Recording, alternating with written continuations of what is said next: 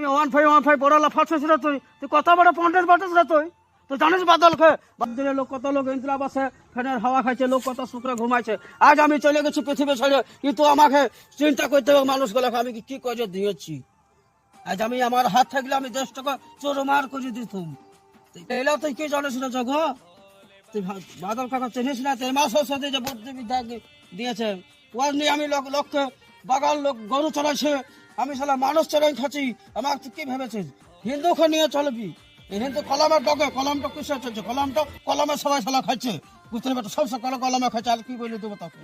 বাদল তোমার ভাষা এরকম ব্যাপারটা একটু থাকবে চিরজীবন।